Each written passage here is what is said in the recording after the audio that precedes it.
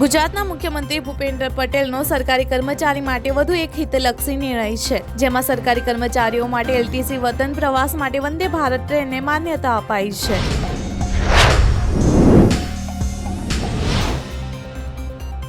ગુજરાતમાં રાજસ્થાન તરફ સક્રિય ઓફશોર ટ્રફથી હળવા વરસાદની આગાહી છે, તેમજ ભારે વરસાદની શક્યતા નહીવત છે.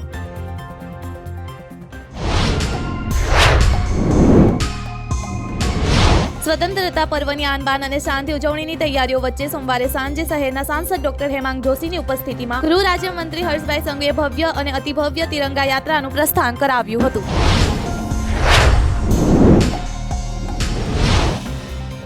બનાસકાંઠા જિલ્લામાં છેલ્લા 4 વર્ષમાં રજા લીધા વગર ગેરહાજર રહેનારા 33 શિક્ષકોને બરતરફ કરી દેવામાં આવ્યા હોવાનું જણાવ્યું હતું.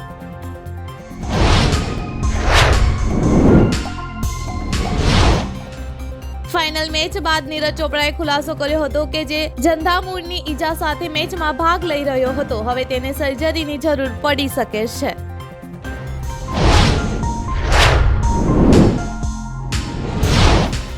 નવી સરકારને હિન્દુઓની સુરક્ષા માટે અપીલ કરી હતી, હવે તેની અસર દેખાવા લાગી છે. વચગાળાની સરકારે મંદિર તોડી પાડનારાઓ સામે પગલાં લેવાની ખાતરી આપી છે.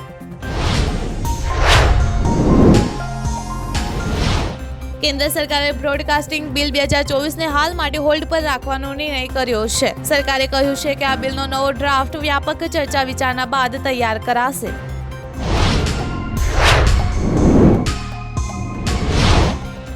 મોંઘવારીના મોરચે સામાન્ય માણસને રાહત મળતી જોવા મળી રહી છે. ખાદ્ય પદાર્થોના ભાવમાં નરમાઈને કારણે જુલાઈ મહિનામાં છૂટક મોંઘવારી દર ઘટીને 3.54% થઈ ગયો છે.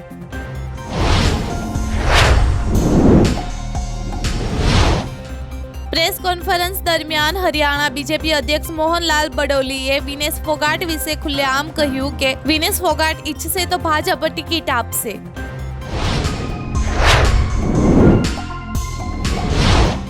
અબજોપતિ અને ટેસ્લા એક્સના સીઈઓ ઇલોન મસ્કે ભૂતપૂર્વ યુએસ પ્રમુખ ડોનાલ્ડ ટ્રમ્પનો ઇન્ટરવ્યૂ લીધો હતો. તાજેતરના હત્યાના પ્રયાસ વિશે ખુલીને વાત કરી હતી.